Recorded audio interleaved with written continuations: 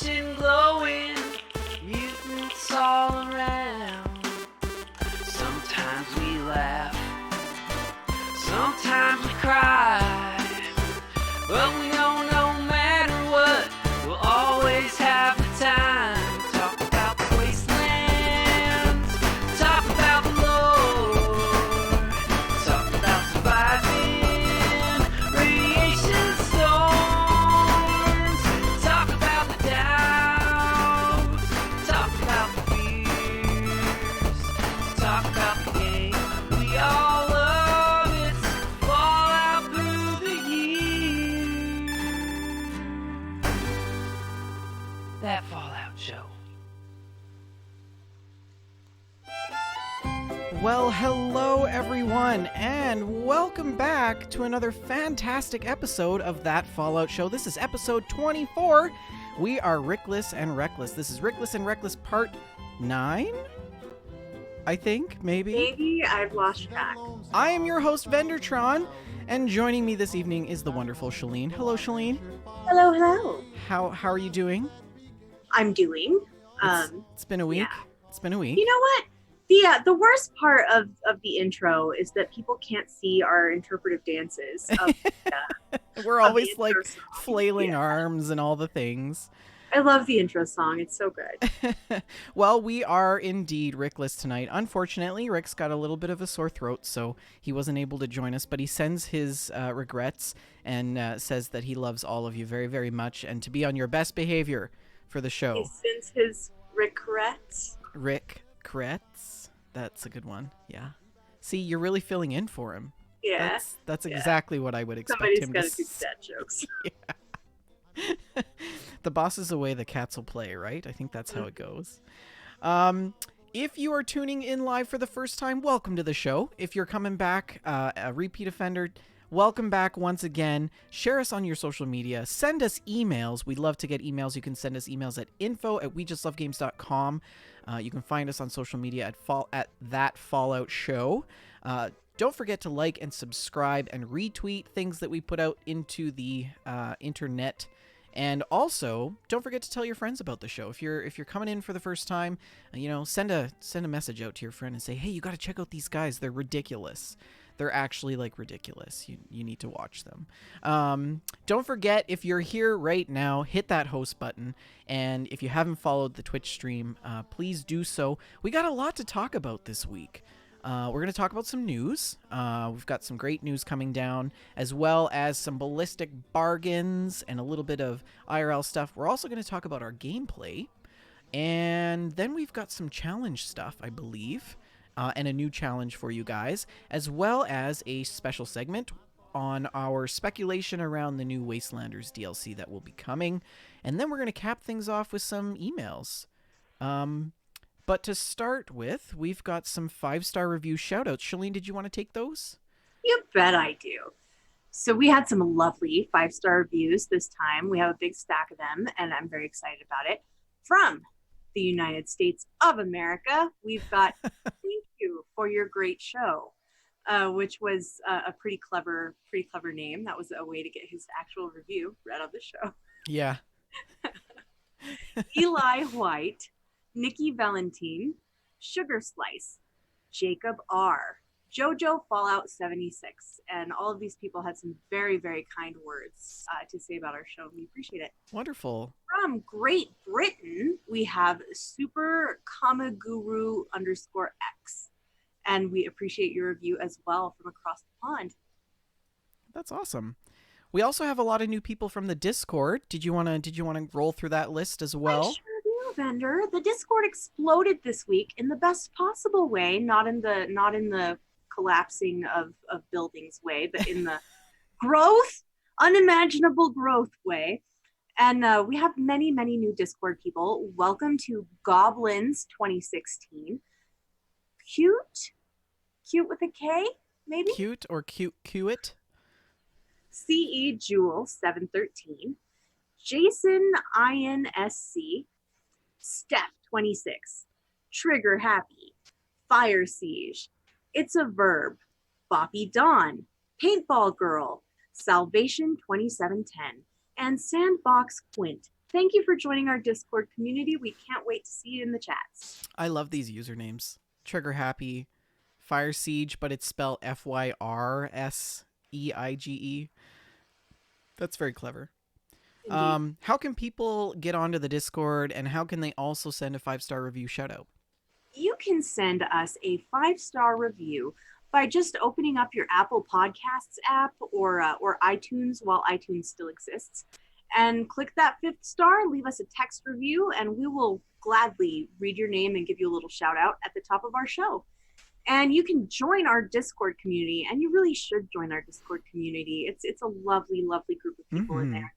And you can join that by going to our Twitch page, twitch.tv/WeJustLoveGames, or and there's a link there. I believe there's also a link on our Twitter page, maybe on our pinned tweet at that Fallout show. And also you can just send any of us a personal message on any social media platform, and we will happily get you an invite to the Discord. And we hope to see you in those chat rooms real soon. Yeah, if you're listening right now, you can actually even just scroll down on Twitch. Right below me here is the Discord link. So that'll take you right into the Discord server. But don't get distracted, because we got to talk about some news. If you like news, you're gonna love our next segment. Shaline, take it away. What happened in the world of news this week? Patch 10.5 happened, Vendor. Patch 10.5. Oh my Lanta.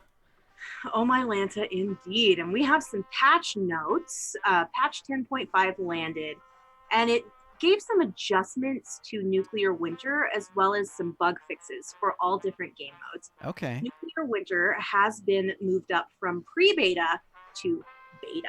So it's a lot beta now. Trying to keep that pun train rolling in honor of Rick. Yeah. R.I.P. Rick. Rick's not really dead, guys. He's not dead. He's just resting. He's pining for the fjords. He just had a sore throat. He's fine.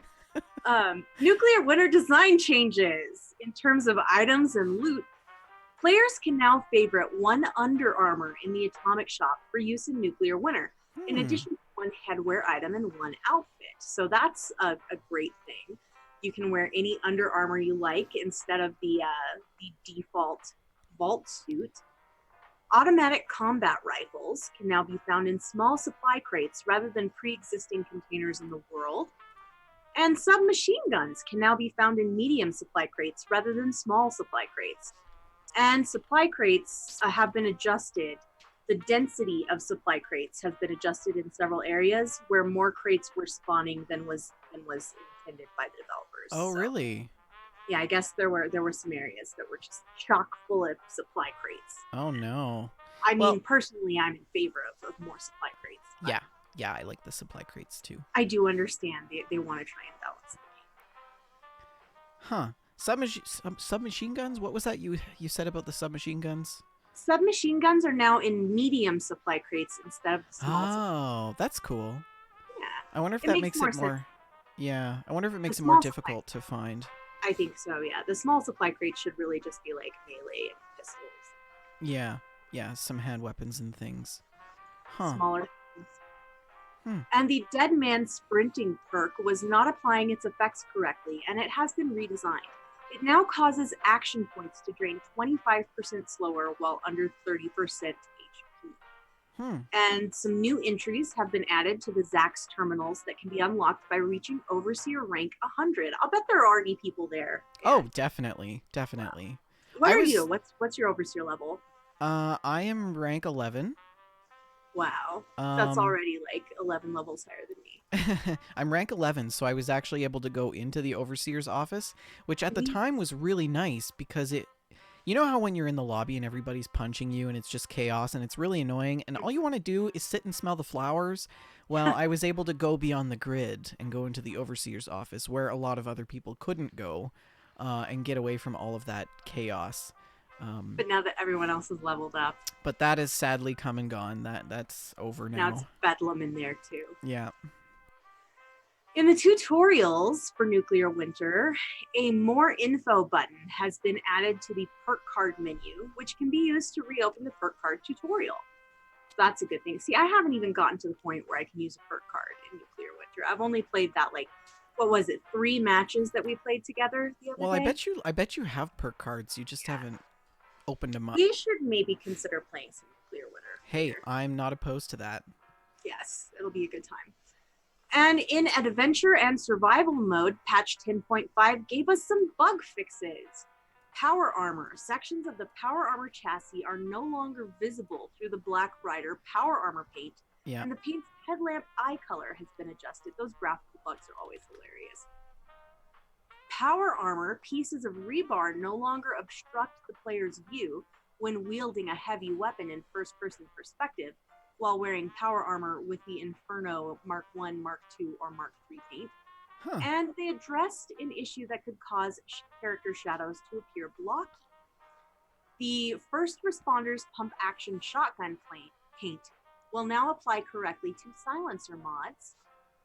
They've done some changes to camps, crafting, and workshops as well. They addressed an exploit that could allow players in player vending machines to be duplicated, items in player vending machines to be duplicated, and they fixed an issue preventing the Red Rocket Mega Sign from taking damage after subsequent player attacks after the first player attack. Interesting.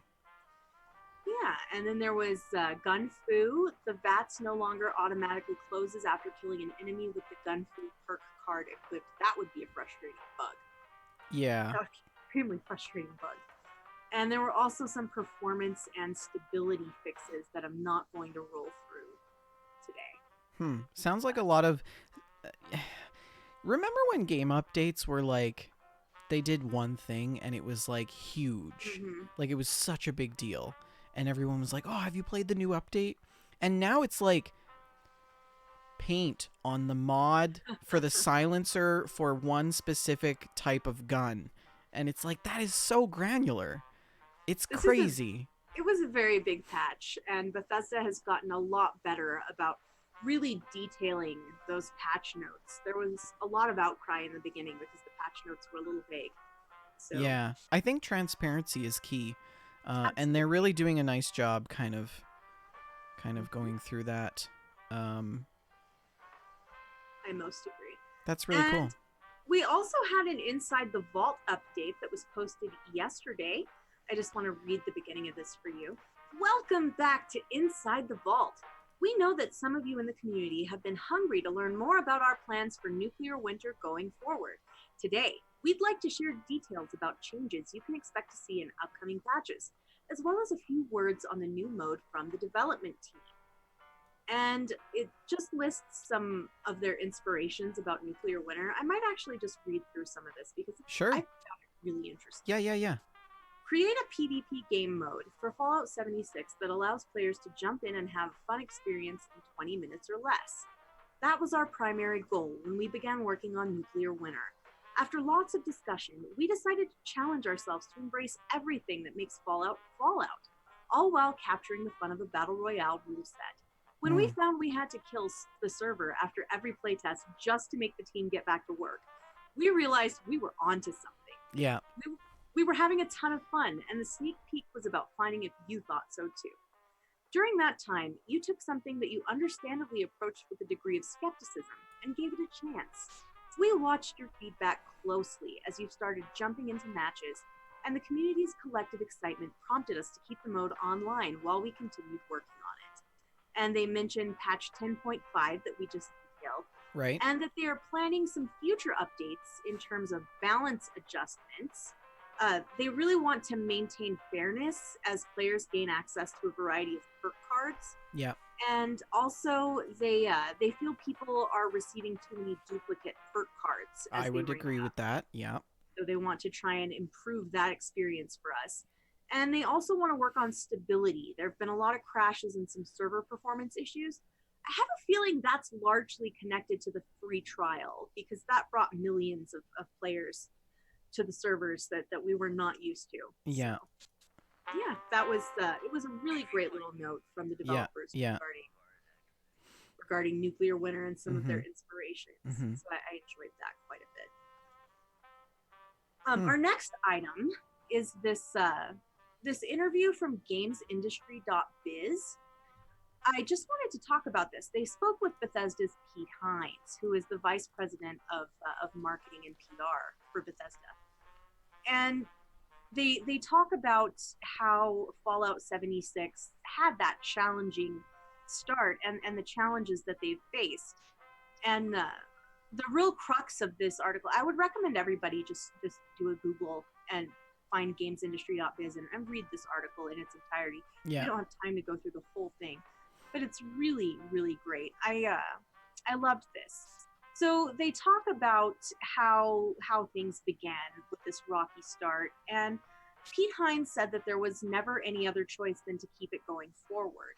It's just in our DNA, he said. I appreciate there might be folks who are tempted to throw up their hands and call it quits, but that's just not how we're wired. We believed in it. The fact that it didn't go the way we expected, and it had issues that maybe we should have foreseen and should have planned for, doesn't mean we didn't believe in what the game was and could become. And I really admire that spirit. I really admire that feeling that they built a game that they wanted, and they stayed committed to it, and hoped that the player base would come around as well, and as they fix things, find joy in the world of Appalachia. And I think many of us really have. I know I definitely am glad that they stuck with this game and that they've supported this game. Well, one of the things that really bothers me is how vicious the gaming community can be. Absolutely. And There's how at the start of Fallout 76, basic human behavior basically vilified what Bethesda was trying to do. And, you know, if you go into it with a cautiously optimistic mindset of knowing that it's going to be bad because they're testing it, and it's something that's going to have to, it's iterative, you know? You do some, you learn some, you make it better. You do some, you learn some, you make it better, you know? And that's what they did. And look where we are now. And the problem is that we as a community, I don't want to generalize and say everybody, but there are a select few of people that expect the best at the start. Because that's how games are historically, these AAA games. It's like what it is what you get. But the world has kind of changed now. Games are they grow and they change with the community. Fallout 76 is not going to be something that's going away anytime soon. And I hope and probably assume that it is going to get better. I think so too. But I think I just think very optimistic view. Yeah, I just think that this article kind of does them a little bit injustice. I mean, hats off to them for, you know, taking all the heat and saying, you know, it really was all of our fault and we're sorry for that. But I don't really think that it was all on Bethesda. I do. Yeah. It totally was. Yeah. The game should have never launched that way. I try not to be a negative Nancy, but that Fallout 76 was a game that needed 6 more months in the oven. Well, most games need 6 more months in the oven nowadays. True. Unfortunately. True. Speaking of games that need some more time in the oven, Fallout Miami is a mod that is a Fallout 4 mod being worked on. I know I don't tend to report on the mods anymore because I'm so bitter about the fact that they just never release. But this one kind of released, so I thought it was definitely worth mentioning. Wow, this looks great. They released onto the Nexus a very early version of the Fallout Miami mod. And this is a very, very early version, not representative at all of what the mod will be, but it shows you some of the environment. And this right up is gamer, if you would like to check that out to see these screenshots for yourself. This Fallout 4 mod creates an entirely new world. It is proposed to be twice the size of Bar Harbor. And modder Mika999 uploaded this.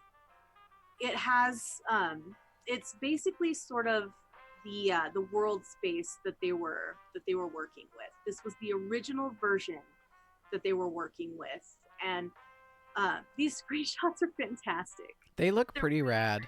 I love these palm trees. I love the beach. It has a very, very Miami feel to it. And yes. I hope they get this mod done. I hope they find all the help they need and get this mod working, get some NPCs and some quests in there. It's a very detailed world. It looks So- delightful. The second picture from the top, Yes. there's what looks to be like a mini version of the radio tower in Fallout 3 Right. with the lettering WRVR on it. I Oh, so wonder maybe there's a whole new radio station. I wonder if there's a whole new radio station with this mod. That would really be a joy.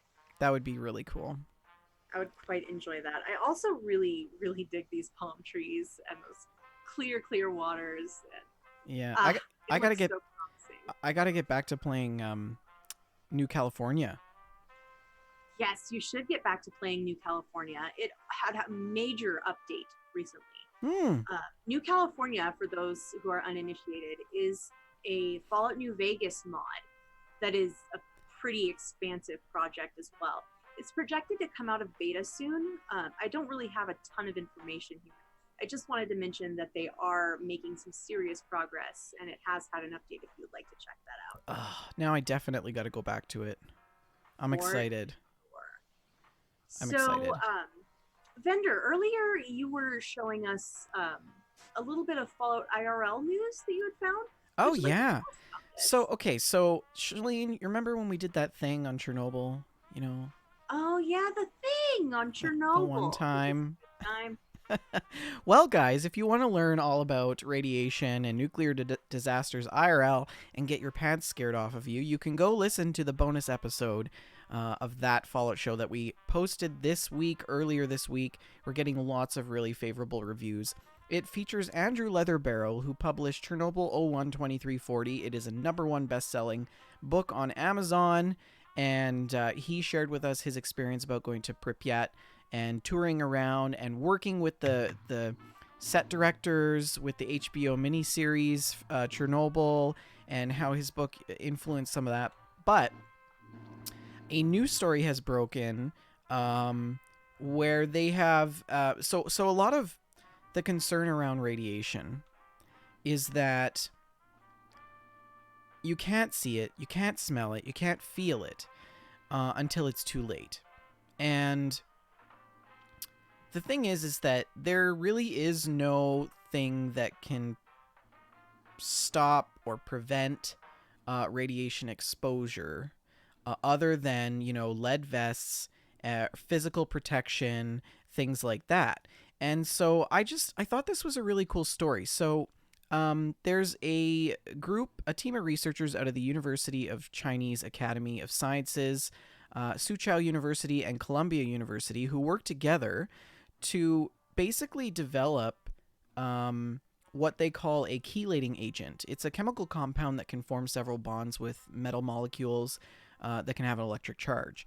And they're kind of all over the place. They're found naturally in blood, plants, soap, even in your vitamins.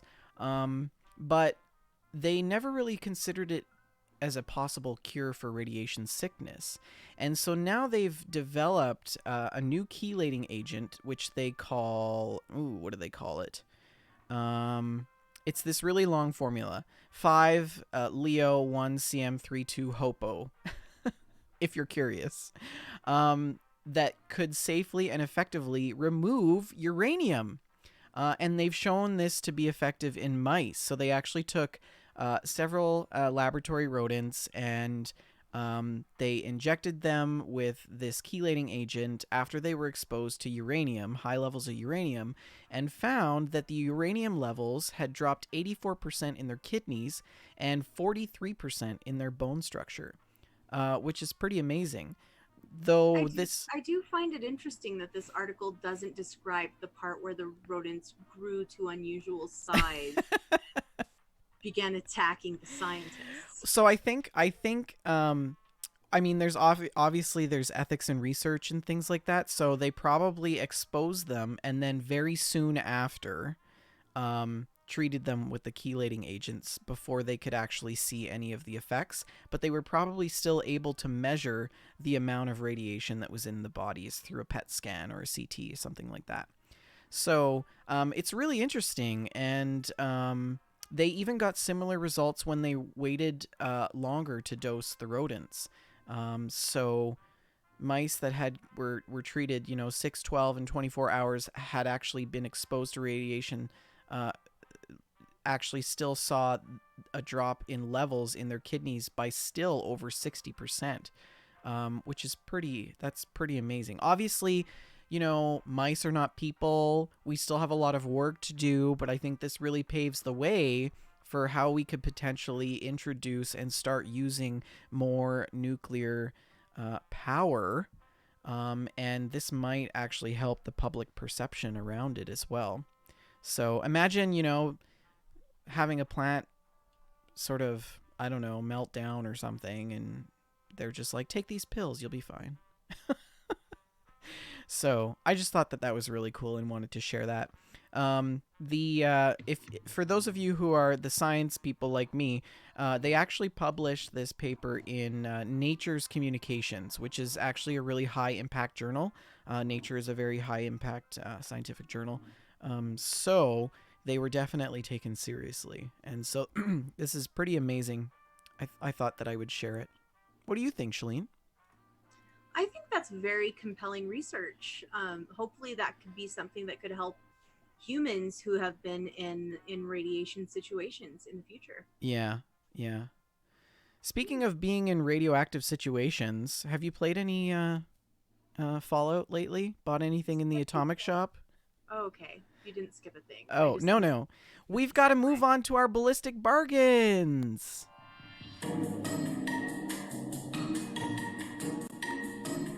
What kind of deals we got coming down the bargain shop today, Shaline? Well, aside that segue that totally dropped like a bomb, we had some lovely Atomic Shop updates with patch 10.5. And to start off with, there were some new free items available. And I just adore this very first one. It is a Vault Boy cutout with his arms outstretched for a welcoming hug. It's oh, that's free. Yeah, I got that yesterday. Yeah, totally free. I adore it. And there is a Pride photo mode frame for Pride Month, and there is no planned in date for that. The Vault Boy hug cutout will be available until July the 2nd. Oh. And the Pride photo mode frame has no planned in date. There is a Pride player icon as well, featuring the rainbow Pride flag, and there is no planned in date for them to offer that either. So I think that's a great thing for Bethesda promoting. There is still the Scout Tadpole Scout poster is still available for free, I believe, in the Atom Shop as well. Is it really? I don't think I've gotten that. Yeah. So it's free under your under the camp category. So I feel like they don't do a good enough job putting the free things at the top. No, they don't put free things at the top. You really have to look for them. So I think that's because they want people to spend atoms. There are also some limited time offers. And I'm just going to read this little paragraph because I feel like it's very cutely written. The Cult of the Mothman is recruiting new members, and they think you're a perfect fit to join their ranks. This week, achieve enlightenment from the comfort of home with the Mothman Cultist Camp Bundle, which includes a new smoke machine camp object and an exclusive bonus. You can also take your devotion to Mothman on the road with the Mothman Outfit Bundle. Even a few raiders have signed on with the cult, and they've brought their Bone Raider excavator paint with them.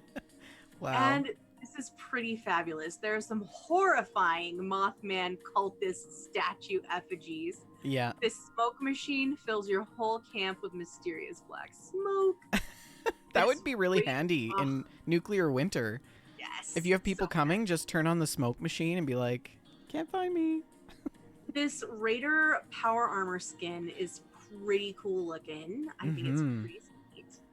The camp bundle costs 1,500 atoms, and it is available from June 25th through July 2nd. Okay. That's very limited time.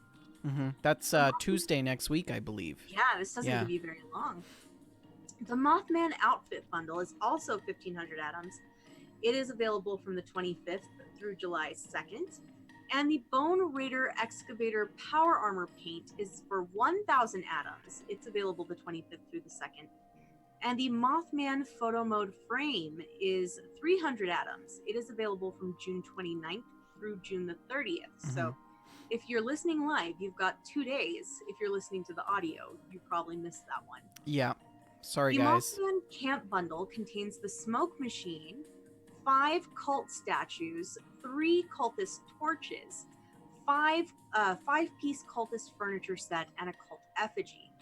And the outfit bundle contains the alien Mothman mask, the cultist headpiece set, the metal Mothman mask, the Mothman power armor paint, and the Mothman Pip-Boy paint. Have you seen any of this stuff, Shaline? Yes, I have, And and it's fabulous. It looks amazing. It really does. It's very cool stuff.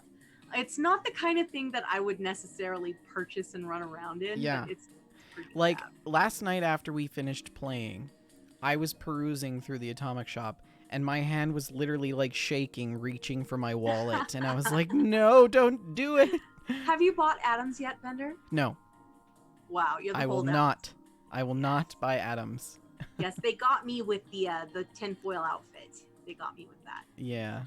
There's also some sales, though, if you don't have very many atoms to spend, Vendor, and you don't want to open your wallet. Yeah. Unfortunately, there are some things on Okay. sale. From June 25th through June 26th, that's already over, so I'm not going to mention it. Okay. Today, up through today, you can get the Mothman camera for 150 atoms. That's 50% off. Oof. June 28th through June 29th, you can get the Mothman bed for 150 atoms. All of these items are half off.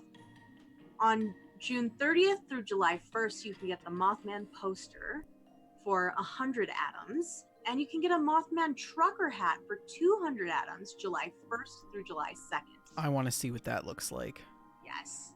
The trucker We hat. also have Jeez. some new items while you're Okay. looking that up. The Wasteland Trapper outfit is available for 900 atoms, and I bought that. It's is that the one I bought? Now, is that what it's called? is it similar to the trapper outfit that is seen in Far Harbor? I'm not sure. I have Jim Justice right now wearing a Jeremiah Johnson Mountain Man outfit, and I think that's not actually the Wasteland Trapper outfit. I think Okay. Okay. The Cryptid Enthusiast outfit is 700 atoms, and it's pretty great. It shows it's like the vest with a ton of pockets and Yeah. binoculars. The Cultist Mothman furniture set is available for 700 atoms. Cultist headpiece set for 500 atoms. Metal Mothman mask for 500 atoms. Mothman cult effigy for 500 atoms. Vault Boy cutout set for 500. Alien Mothman mask for 400. Ooh. Mothman Pip-Boy paint for 400.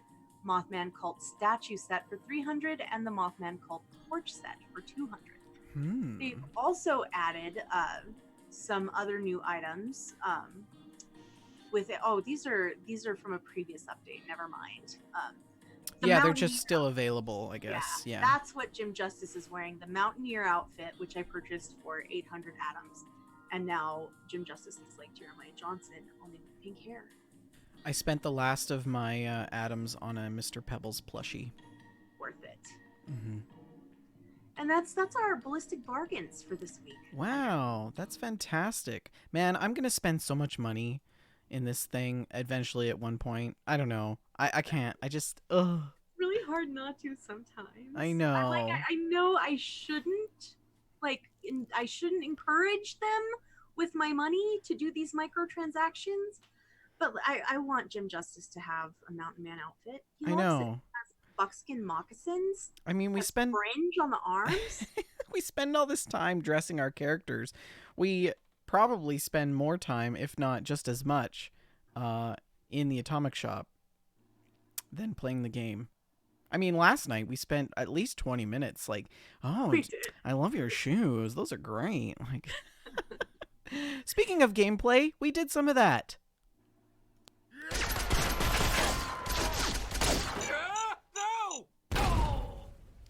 So, guys, I started the Fallout cookbook. The Fallout cookbook, I started it. I finally started it. Okay, so like, I don't know, what was it, 2 months ago? I was like, we're going to do this recipe. And then you guys never heard anything about it. Well, I did it, and it was the Brahmin fries, and it was amazing. And so I've got a little slideshow here. Let me just cue this up. So this is this is what the Brahmin fries are supposed to look like. Okay. This is So that's like the picture from the cookbook? Yes, this is TFS Nailed It edition. Okay. And yeah, so that's from I just took a quick picture from the cookbook. So I got my meat together. Sorry if this is a little bit askew, but the meat is really nice. So they actually call for beef and lamb and pork. But I'm not too much for mixing meats together, other than if it's a charcuterie or something like that. So I just chose, good old AAA Alberta ground beef. And you add in nutmeg, you add in dry mustard, onion powder, garlic powder, salt, pepper, and thyme. And there's a couple other spices I can't remember that go in there. It smells great, by the way. And that's it. No Worcestershire, no garlic, nothing. Just seasoned meat. Which I think it probably could have done with a little bit of Worcestershire or some sort of...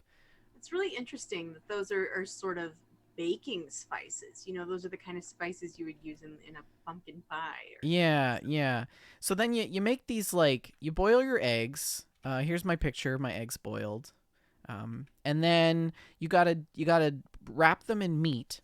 So you roll out this thin layer of meat, and then you put the egg in the center, and then you very carefully wrap it in meat. And let me tell you, okay, so in the picture, the eggs are soft-boiled. And so I soft-boiled the eggs, but then I was like, okay, they're going in a deep fryer after this, so they're actually going to have to be even more soft-boiled. So they were really, really quite soft when I peeled them. And let me tell you, peeling a soft-boiled egg is, impossible. I don't know how I didn't break the yolk. But anyways...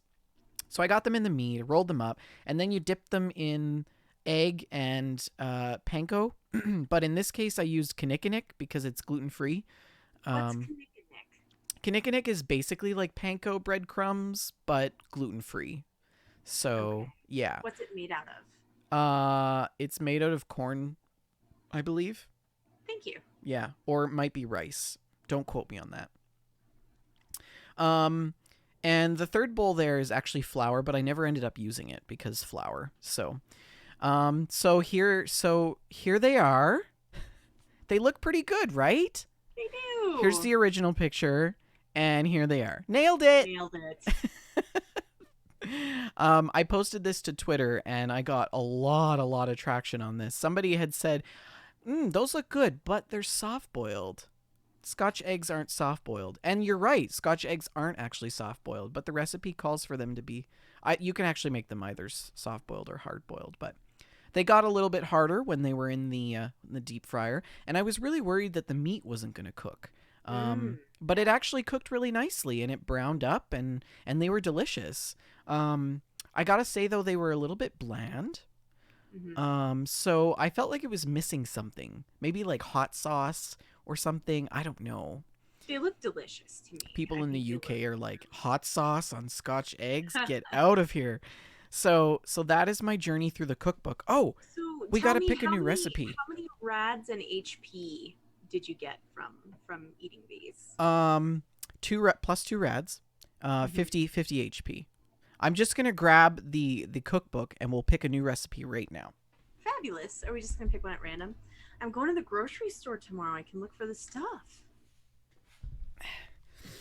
Oh, by the way, I hope you like my hat. I can't see your hat, Vendor. It says Canada is already great. It is already great. Canada's fabulous. You also have a Canadian flag behind you on the wall. Yeah, it's Canada Day weekend, guys. We're celebrating. Yeah. Delightful. Yeah. So, okay, so we are going to pick a new recipe. And the last time I picked a new recipe, I just opened the book up and picked it, and that was it. So, oh my God. If it looks real hard, you can do a second open. The difficulty is easy. Prep time 1 hour. Cook time 30 minutes. Servings 8 slices of Mississippi Quantum Mud Pie. Okay. So we're going to do this. Mississippi Quantum Mud Pie. I have 2 weeks to do this. That is the next thing. So I wonder if we can modify a version to be to be sugar free with alternative sweeteners. I will try my best. It takes 1 cup of granulated sugar for the... Yeah, it takes quite a bit. The quantum whipping cream will be fun. This actually looks really tasty. I mean, here's the other picture of it. You just make yours normal with the normal sugar vendor. But if I ate that, I think it would kill me. Well, okay, so I was really excited because I tweeted this out. And you know who liked it and said that I did an awesome job on the Brahmin fries? Who? Victoria Rosenthal, the author. The author of the Fallout Cookbook? The author of the Fallout Cookbook. She loved it. She said I did a good job. And then I was like, oh, this is my opportunity. I'm like, hey, so you want to like come on the show? And she was like, oh, yeah, I'd love to. You know, just send me an email. And so that would be so incredible. We absolutely have to have her on the show. Yeah. So, Victoria, if you're watching, we would love to have you on the show. And we will definitely set the wheels in motion to make that happen. Send in your questions for the author of the Fallout Cookbook. Yeah. So that will be coming. I did say that I wanted to get through a little bit more of the recipes first, so that I have a little bit of substance of things to talk about. But Mississippi Quantum Mud Pie, that's the next thing on the list. I also did some normal gameplay, some normal things. I did the Fallout Tadpole stuff with you.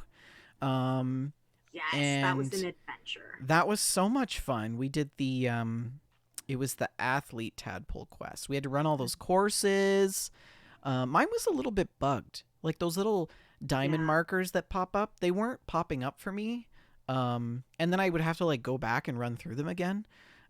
So that was a little bit frustrating, but it was still a lot of fun. So we did the athlete. Finished them faster than I did. Yeah. Can I just say how much I actually really hate the map and finding anything on the map? I really dislike the map. But when I think about previous Fallouts, I just knew the map like the back of my hand. And I think maybe I just don't like it because I haven't played enough Fallout 76 to truly know the map. I don't know. I'm not sure. Yeah, I understand what you mean, though. I can still tell you exactly where Rivet City is. Prim, Novak. Yeah. Mm-hmm. Yeah, exactly. I can so pinpoint every place on those two maps, but I never did learn the Fallout 4 map either, and I played many hundreds of hours of Fallout 4. Yeah. I think I had a pretty good recollection of the Fallout 4 map, but still, it was the same thing. And it makes me wonder, like, this is really what it's been all along, and I'm just actually really bad at Fallout 76. So, I don't know. It was just a little bit aggravating, but... Hey, it's a possibility. Yeah. But we it was never count out the possibility that it's just that we're bad. Yeah. So this morning I hopped on for just a little bit before going to work, and I actually did all of the exams. Ooh. I wrote all the exams, did all the questions. They're actually a lot of fun. I failed one of them. So then I had to go back and write it again. That was the swimming one. The swimming one is hard. So did that, and that's kind of where I left it off at. I just wanted to like get those out of the way because they're easy to do. It's all at the same terminal, right? So, I think those are fun. I like that it's not the same questions every time, that they change it up a little bit. Yeah. I think those are pretty clever. Yeah, and then there was some sort of bug when Shaline and I were running around last night, and I had this like trash can like stuck on me, and I was just like, and I had no idea because I didn't see it. It wasn't on my game, but it was on her game. And I'm just walking around doing my thing, looting and stuff. She comes down. I'm in the basement of one of the houses in Sutton, and she comes down to the basement and she's like, "Oh, that's what all that clanking was." I'm like, "What are you talking about? I'm just like rummaging through stuff." She's like, "No, you've got this huge trash can like stuck on you." You look like Oscar the Grouch. Oh, it was so good. I'm gonna have to post that picture to Twitter later on so you guys can check it out. But that's pretty much my Fallout gameplay for the week. How about you, Shaline? What did you get up to doing? Well, the double XP weekend was last weekend, and we played a bit after we finished recording GameStack. That was a ton of fun. We really didn't achieve anything, and I've noticed that when I play with you and Rick, we tend to not actually do much. You know, we just hang out, we go to your house, play some music, sit on the porch, gaze out onto the lake. we don't tend to actually really do many quests or anything, which is fine. It's fine. We have a lovely time. But I find that really funny that we have this tendency to just not do much. I played a bit solo, Gym Justice. I discovered that obstacle course, the first one that we played through, that was up by the ski lodge. And I just found it hilarious, you guys. This random Boy Scout obstacle course. I didn't know it was part of the tadpole challenges. I didn't know anything about it. I just pushed the button and started running through these flags. And suddenly mines are exploding and missiles are being fired at me. And it was this crazy live fire course. There are bear traps. It was just pandemonium. And I'm thinking, they set this up for Boy Scouts. It was the flying ghoul at the end of the course that really got me. I actually jumped. That was a jump scare for me. But I really enjoyed that obstacle course. It was really fun. It was good. Yeah. I did revisit my Xbox character during the double XP weekend. I was hoping to level her up a bit, and man, this game looks kind of terrible on Xbox compared to PC. I remember thinking it looked great, but I went directly from my PC character to my Xbox character, and I have an Xbox One X. I have it plugged into the same 4K monitor that I have my PC plugged into, and it just looked terrible. Yeah, it looked really bad. Jeez, I was kind of surprised. So is that just because you're well, I mean, you've got a newer PC now. I do have a newer PC. I have a pretty fabulous PC, actually. Yeah. So I think that's probably part of it. My PC is pretty high specs. So. Yeah. Well, I mean, there you go. Yeah. But I had a ton of fun hanging out with you yesterday, doing those tadpole challenges. We ran all those obstacle courses. I kept getting lost and sidetracked. And that last one by, where was that? By Camp Venture, I think? Camp Venture, well, it was the ski resort. Then we did the bridge. The bridge. And then yes, Camp Venture, yeah. I had to run the one at Camp Venture like 3 times, guys. Yeah, there's that jumping puzzle, the jumping puzzle. You guys know how bad I am at jumping puzzles. It was terrible. We went and took our written test together, and whoever wrote this test is a square and a snitch. I remember saying that Billy, you're running a race, and little Billy has offered you a pill that looks like Buff Out. What do? Plainly, the answer to that should be take the buff out. But somehow, whoever wrote this test made the answer to snitch on Billy to the scout leader and refuse the buff out. It's hilarious. Yeah. It's I was reading about some of the quizzes online because I had failed one of them, and I was just like, what, whatever. And I was reading the forums of what people are saying, and a lot of people are really angry that they have to do these quizzes. And I'm like, they're actually quite easy to do. If you can't do them, then there's something wrong here. Vendor. And it's easy points. Like, come on. What's easy for some of us is not easy for all of us. No, but these questions are blatantly obvious. We all have different strengths, Vendor, and what's easy for some of us is not easy for all of us. Well, I'm terrible at test taking, so... Rogers now. Yeah. You're also an academic, though. You're a very smart man. You're graduate school. No. So... It's just a cover for being a robot. That's about all of the Fallout that I played, but I did want to mention one more little IRL thing. I got to meet Archon. Yeah. Yeah, he was driving through the town where I work, so took him out for some coffee, and it was really nice. I was a little nervous because I was 99.9% sure that Archon is just as cool in real life as he represents himself to be on the internet. But there's always that 0.01% chance that Archon is secretly an axe murderer, and I'm going to finish out the day in pieces in a trash bag. Yeah. But that didn't happen, and Archon was actually super awesome, and that was really fun. He's exactly who he represents himself to be online. Oh, And he's really? a kind Great. and That's great. delightful Yeah. person.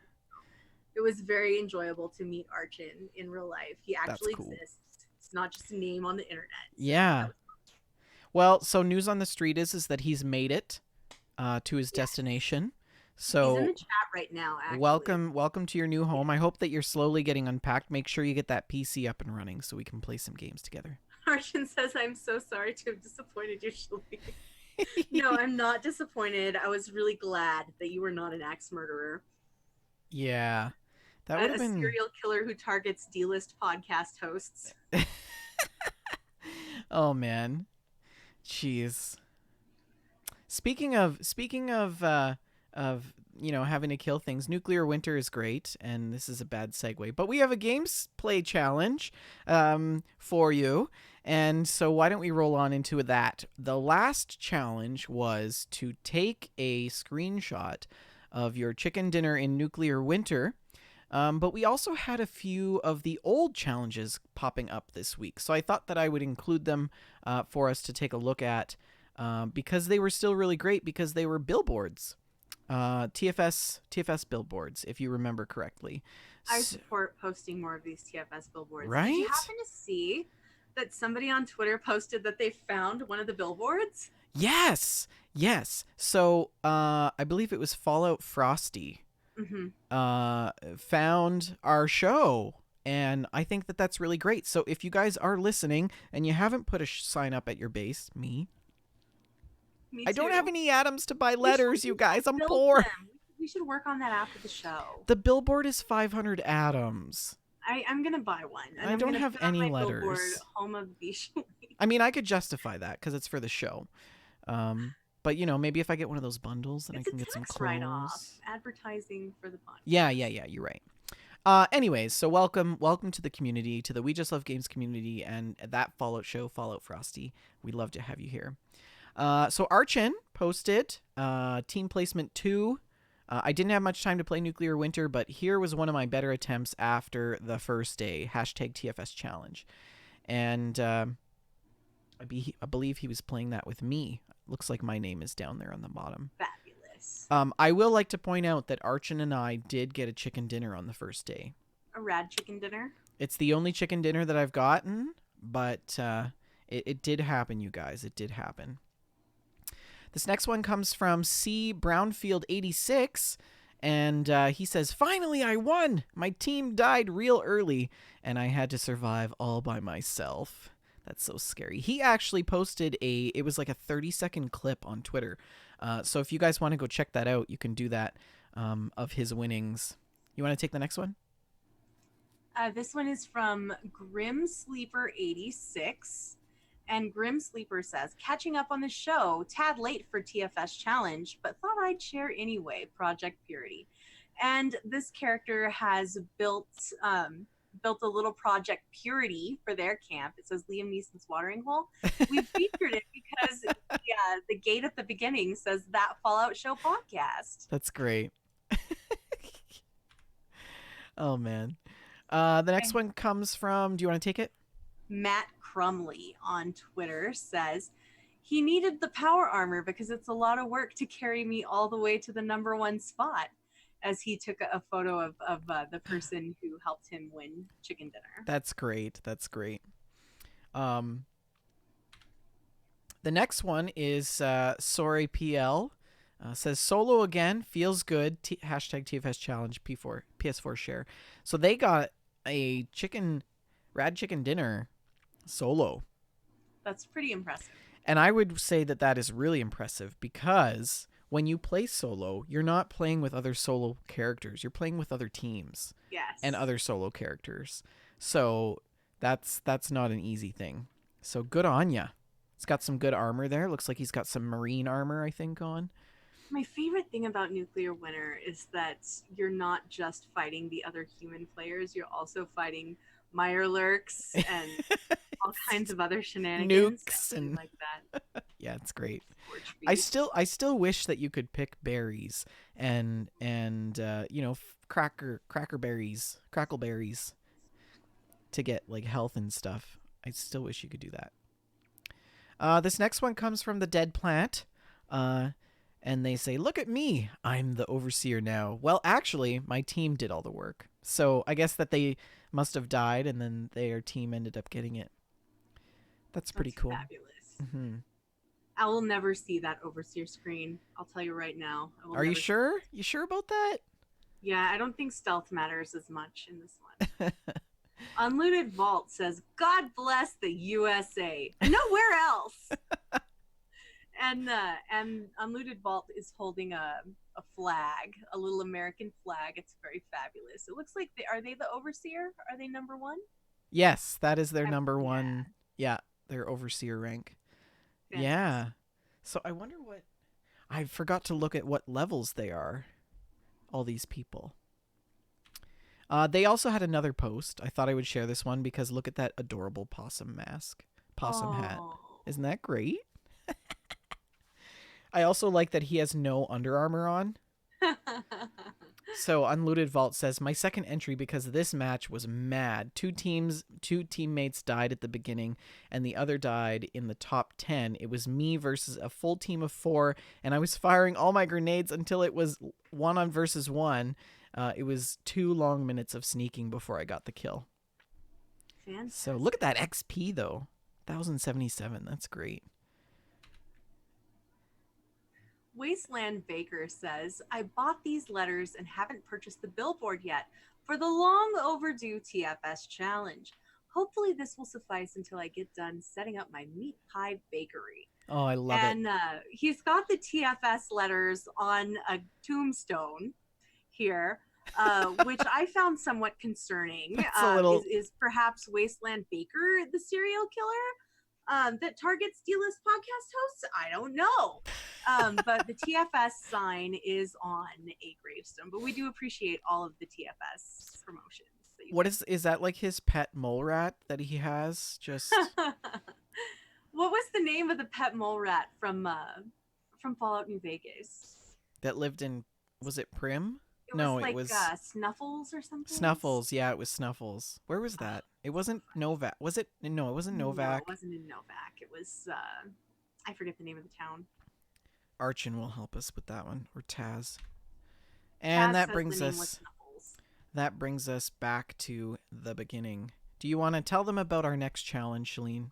Yes, we thought we would do an entirely new challenge that has never been done before on a previous podcast, ever. This is entirely original. We would like for you to build a shrine to the perfectly preserved pie. You may remember once upon a time that there was a cult built around the perfect holy pie, and we would like to see your pie shrines in Fallout 76. Yeah, so send us a photo. To Twitter. Use the hashtag TFS challenge. That is the best way to submit them. If you do submit them another way, we'll try to get them in, but we make you no promises. The only sure way to get your challenge in is by submitting it on Twitter using the hashtag TFS challenge. And I mean, I suppose that we could also accept previous challenge entries, but we would really like people to actually go out into Fallout 76 or Fallout 4 and actually get yourself a new one. That's a good point. If you are someone who has not purchased Fallout 76 or who does not enjoy 76, you can do this challenge in Fallout 4 as well. Yeah. Actually, I think it would probably be easier to do it in Fallout 4, to be honest. Yeah, but like the pie in Fallout 4 is a little cheaty now after Nuka World. You can just find it on a shelf. Yeah. These people with the DLC do not know the struggle. We do not know the struggle. I wonder if they did that just to mock us. I think so. Because we spent all this time making all the things, trying to get... brutal. I've wasted so much time in Fallout 76 trying to get the stupid pie. I don't know. I have one slice of pie. It is a pity pie that was given to me by Joseph Tao because I had no pie. I don't know if I've ever told you this, but my first pie experience in Fallout 76, I ended up getting the pie. No kidding, you too. Yeah, it was the first time, and I've never gotten a pie after that. Well, I don't know if everyone who's a listener will remember this, but when Fallout 4 launched, Rick and I were given an early copy, a day early. And we did a stream before the launch, and Rick found this pie machine. He hits the button, he gets a pie. He's like, oh, cool, look, you can get a pie out of this pie machine. And we moved on. We thought nothing of it. We had no idea that that was a huge deal. That's funny. And it took me like months to get my own first pie. It was ages before I got a pie. And I think it took him forever to get another pie as well. But that first day before the game came out, he pushed the button one time and got a pie. Well, good luck. Good luck, challenge entry, challengees. I think that's how it goes.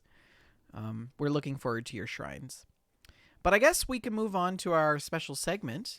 Today we're going to talk about our speculations or predictions for the new Wastelanders DLC. Shaline, do you want to get started? Sure. I just thought it would be fun to have a little bit of just completely inventive speculation, hopes and dreams for what Wastelanders is going to be. We know that it's going to add NPCs. It looks like it's also going to add some new mechanics and some new weapons and an entirely new dialogue system, which I'm very excited about. And what do you think this is going to do to the game? Is it going to replace the current main quest with a new main quest? Will this be something that you can only unlock after you've completed the main quest? Excuse me. Bless you. Do you think this will be something that's maybe on a separate server than the current main quest? What's happening? Yeah. To the Fallout 76 we know and love. Yeah. I think one of the concerns that Rick and I brought up was how do our decisions and choices affect the world around us? Mm-hmm. And how does that affect other people's interactions with NPCs? Or is it just static? So like I can walk up and have an interaction with, somebody, Trash Can Carla, hopefully, and then you can walk up and have the exact same conversation in the same game. And that's sort of instanced in that way. It works like that in Destiny. Yeah.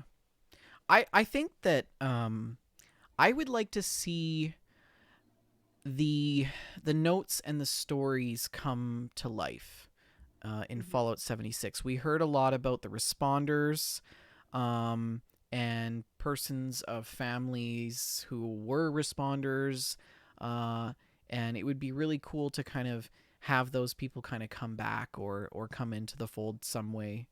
I'm curious if there's going to be Brotherhood of Steel. I would love that if we had some of the factions. Yeah. I want to fight raiders again. I love fighting raiders. I want raiders. Raiders are my favorite. What if there are raiders and Rose is their queen? I want there to be raider robots and Rose is their queen. That would be. I want both of those things. Also, I know that we already have robots, but I want good robots. Like robots with dialogue. Yeah. What is the robot in Diamond City? Takahashi. I love Takahashi. Yeah, I want all the things, and I want Eddie. Bring Eddie back. I want a companion. Can we have companions? I want companions. But I then think Wastelanders might bring companions. Oh my god! Can you imagine? What if Wastelanders is a single player experience? It could be. I mean, it would be a lot easier for them to do it that way. Mm-hmm. But it would also be really cool for you and I to go out into the wasteland together and do a storyline and talk to NPCs. And wouldn't it be cool if they had multiple dialogues? So if you did it by yourself, the person would talk to you. But if it was 2 or 3 people doing it, the NPC would be like, hey guys, so I've got something that I want you to do here. And I know one of you is really lazy, so, the other 2 of you are going to have to pick up the slack or something like that. I think that would be really cool. But I don't... Justice has very low intelligence, Yeah.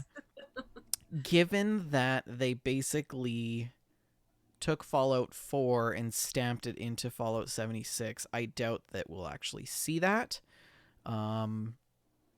Yeah.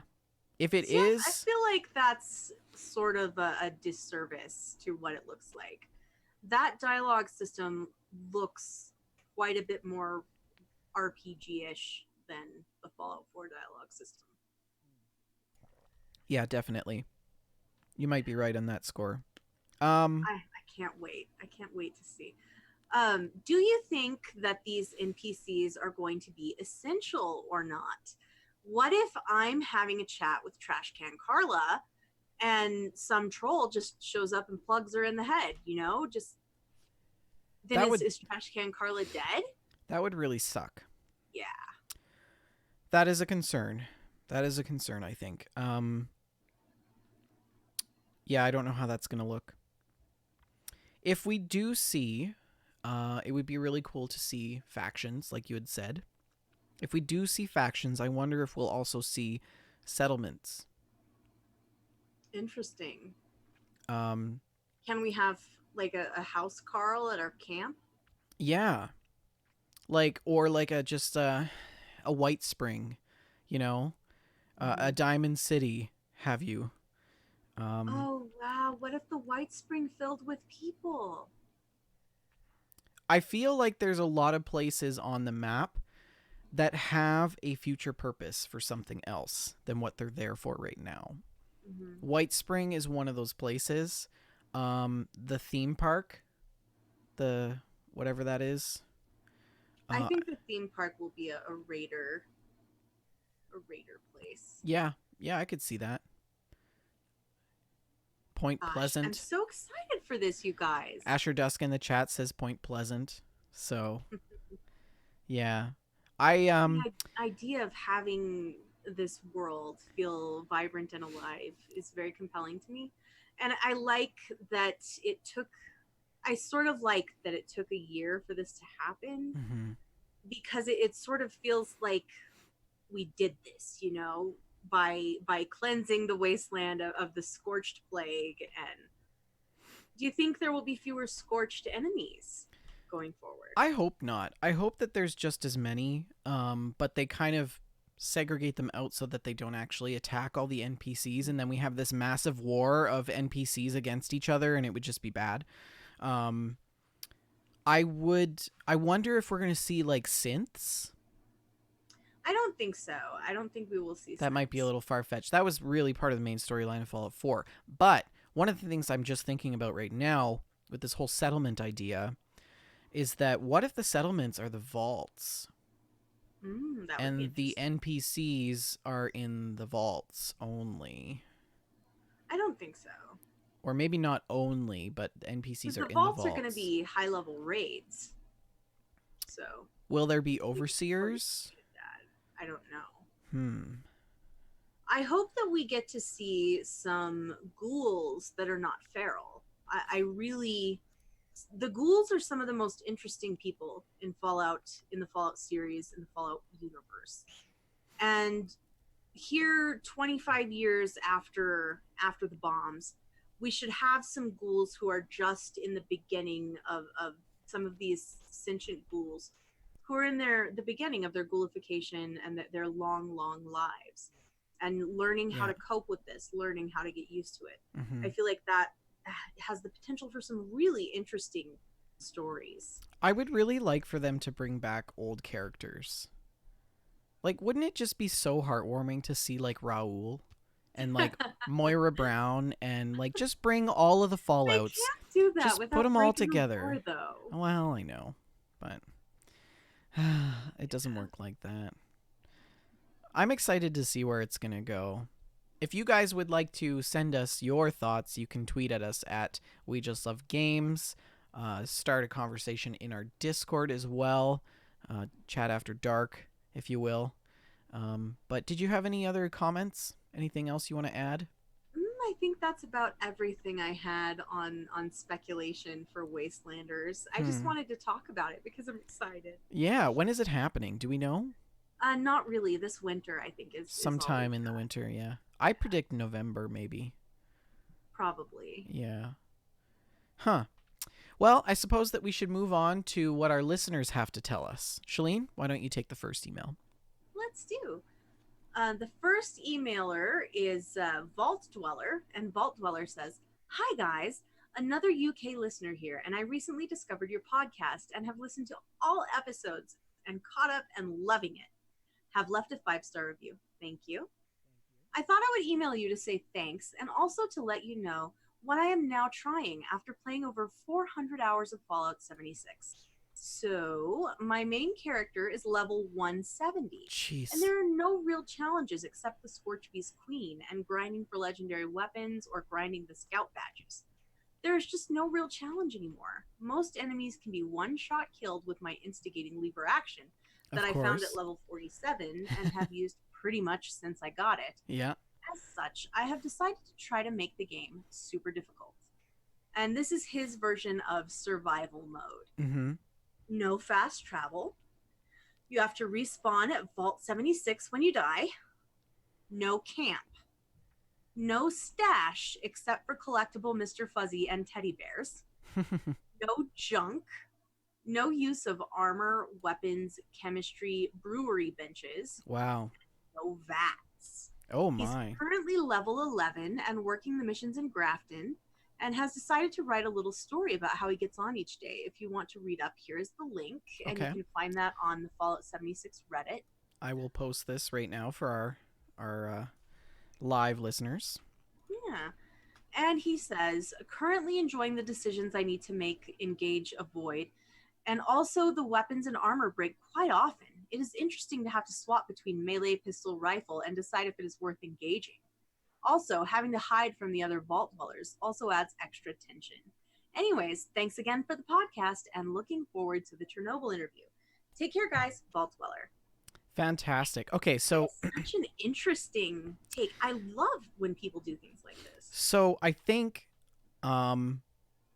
when I played my second or third run through in Fallout New Vegas, I did a similar thing. No fast traveling. I did collect all the junk and everything. I think it was just the no fast. Like I played in hardcore mode, so it was already more difficult. But the no fast traveling is amazing because you actually see everything and you experience the game for what it truly is. I think fast traveling really does it an injustice. It's very convenient. Yes, I understand that perspective, but I have so little time to play games. I know. That if I couldn't fast travel, I would just never see anything. Yeah, it's tough. It's tough. But I like that. I like that style of play. Really cool. I definitely will probably go back to that. Fallout 76 is such a huge map. It would be very difficult to do that. So currently level 11. I'm going to have to check out that link. Do you want me to read the next one? Sure. So this one comes from Zach. Gerfuffle Zach? No, this is a different Zach. Different Zach. Okay. They say, Vendertron, Shaline, and Rick, feel free to take out blah, blah, blah, blah, blah. Okay, we'll just leave that part out. We didn't vet this email, so. Yes, we did. First, I'd like to give you all some encouragement. I am so appreciative of the time you all take to produce your podcasts. In one of my part-time jobs, I'm able to listen to your podcasts, and it makes the time go by much faster. Second, I'd like to thank you for some help with one of my recent assignments. As I might have mentioned at an earlier email, I'm an undergrad student going into my 4th year. For one of my assignments, I had to write an essay about a company who has undergone some issues with public relations and how I would approach fixing it. Of course, I choose to write about all of those issues that Bethesda faced leading up to and following the release of Fallout 76, and how E3 is a big opportunity for them. It might have been a tad bit nerdy, but I'm hoping the professor will appreciate it. Finally, I'd like to share some insight that my media power and culture class has brought to me about Fallout lore. In the first unit of the course, we learned about the early history of the press and how the newspaper business set the expectations for all forms of media that followed. I found one bit of history to be interesting. The first newspaper to be published in America was titled Public Occurrences, both foreign and domestic, which was printed in Cambridge 1690. The paper was shut down after its first edition was released as an act of censorship by the colonial government. Obviously, Piper's newspaper in Fallout 4 is a nod to this. Thanks for doing what you do. I hope to see you in the Wasteland. We'll see you soon, Zach. That's cool, Public Occurrences. I really enjoyed that email. I'm sure your paper will be great. Let us know how we did on it. But yeah, I'm sure if you brought out those themes, I'm sure it'll be really good. Do you have any other final thoughts on Zach's email? Not really. Just I do love some of those nods to history that were in Fallout 4, like public occurrences. Oh yeah, yeah, it's great. Well, if you would like to send us an email, all you got to do is go to your email browser and send us an email at info@wejustlovegames.com. We always love to hear about all your Fallout experiences. Hopefully not IRL, but if you'd like to share those, you're more than welcome to. You can also listen to our other podcast, Game Stack Podcast, which airs every second Friday at 6:30 p.m. Mountain Standard Time, 8:30 Eastern Standard Time, and next Friday will be our next show, so don't forget to join us for that. Any other announcements? Dames Who Game?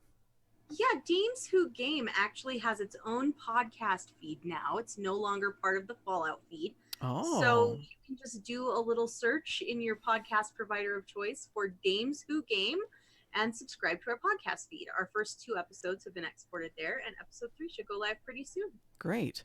You can also tweet at us at That Fallout Show. You can tweet at our mother account at We Just Love Games. You can find Rick at Rick McVick, Shaline at Shaline L, and myself at Vendortron N.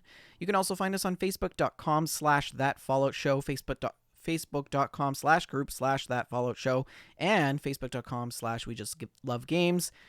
Group/We Just Love Games as well. Don't forget to like this video and subscribe to our YouTube channel, youtube.com/We Just Love Games. If you're listening live right now, coming in for the first time, don't forget to hit that follow button. You can find all of our shows live right here at 6:30 p.m. Mountain Time, 8:30 Eastern Standard Time, twitch.tv/We Just Love Games. You can also find the show on Apple Podcasts, or soon to be, well, it was formerly iTunes, now Apple Podcasts, Stitcher Radio, iHeartRadio, Spotify, and many other platforms that we stream out to. Don't forget to leave us a review. We love 5-star review shoutouts. You can always leave us a 5-star review, and we will feature you at the beginning of our show. And once again, we want to thank everybody for joining us for this wonderful episode 24 of That Fallout Show. Shaline, last words? Don't let the alluring voice fool you. I'm a lethal killing machine. Good night, guys.